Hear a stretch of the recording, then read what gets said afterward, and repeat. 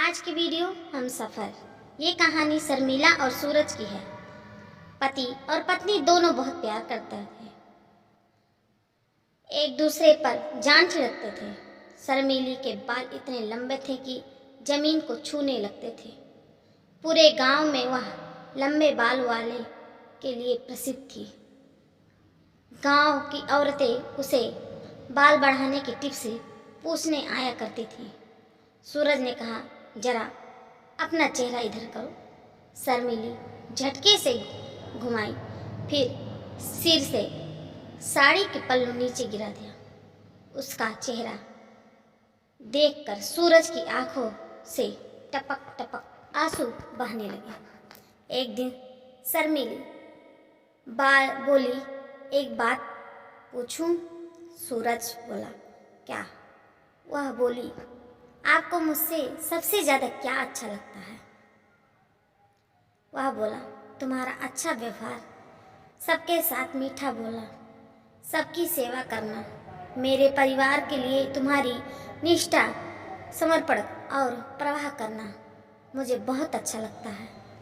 वह बोली, नहीं, ये सब नहीं, मेरे चेहरे को देखकर बताओ।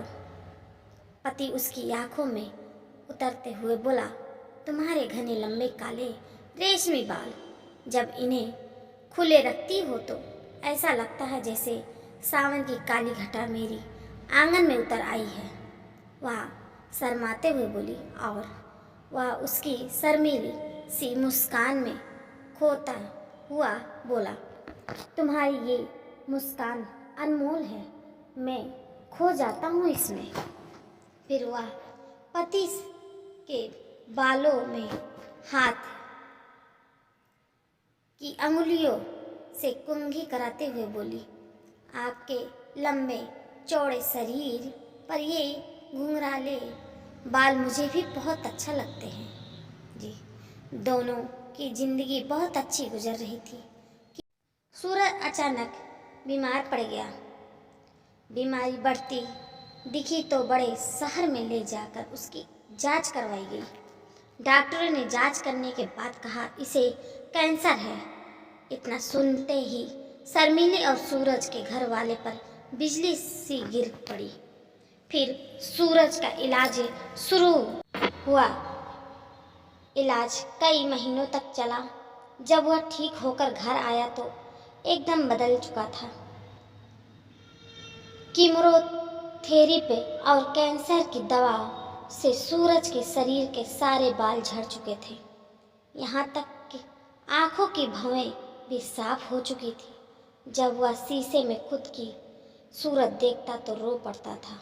शर्मिली उसे कहती, दिल छोटा क्यों करते हो जी, सारे बाल वापस आ जाएंगे, आप फिर से पहले जैसे लगने लगोगे। मगर सूरज फिर भी उदास रहता था।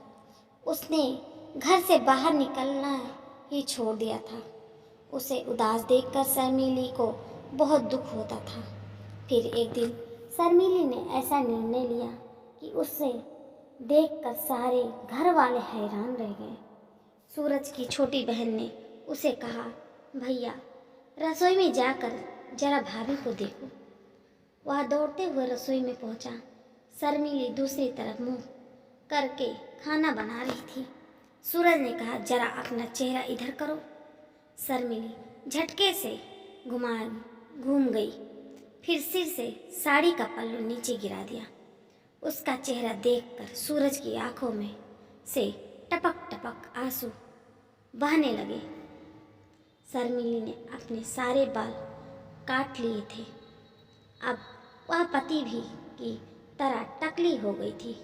उसके चेहरे पर भी बाल नहीं थे, यहाँ तक कि पलकों और भौं के बाल भी साफ थे। वह बोला, ये तुमने क्या की पगली?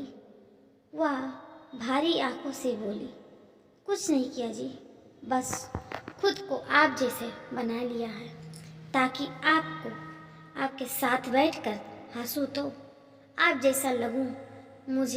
मुझसे आपके चेहरे की उदासी नहीं देखी जाती थी जी। वह बोला, तुम्हारे लंबे बाल, घने बालों को देखकर ही तो जीता रहता था, तुमने उन्हें ही काट लिया। वह बोली, आप दुखी रहते तो उदास रहते हो, मुझसे आपकी दुखी नहीं देख जाती जी।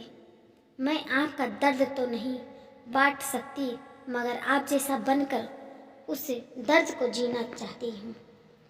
जब से आप ठीक होकर घर आए हो, शर्म के कारण अपने घर से बाहर निकलना ही छोड़ दिया है। वही बोली, आज हम खेत में चलेंगे जी, वहाँ जाकर थोड़ा सा काम करेंगे, थोड़ा सा खुलकर हंसेंगे, साथ मिलकर मुस्कुराएंगे। दुख के दिन ज़्यादा लंबे नहीं हैं जी, यूं ही गुजर जाएंगे। फिर दोनों साथ खेत में पहुँचे। एकांत में शर्मीली ने सर से पल्लू गिरा दिया था। अब दोनों एक जैसे लग रहे थे, दोनों एक दूसरे को देखकर मुस्कुरा रहे थे। ऐसा लग रहा था जैसे दोनों एक दूसरे के भीतर झांक रहे हों। उनको भीतर की सुंदरता तो और भी ज़्यादा लुभा रही थी। उन्हें मुस्कुराते देखकर जिंदगी भी मुस्कुरा रही थी। फिर धीरे धीरे सब पहले जैसा होने लगा। दोनों के बाल फिर से उग गए थे, फिर से जिंदगी ढेर पर आने लगी। वह सच्चे अर्धांगिनी थी जो बीमारी में साए की तरह पति के साथ थी। वह उसे टूट कर कैसी बिखरने दे सकती थी। यही तो हम सफ़र का काम होता है, एक दूसरे के लिए जीना, एक दूसरे के लिए होकर जीना। जब हम सफ़र का हाथों में हाथ होता है, तब गम की क्या बिसात जो ठहर पाए जिंदगी में।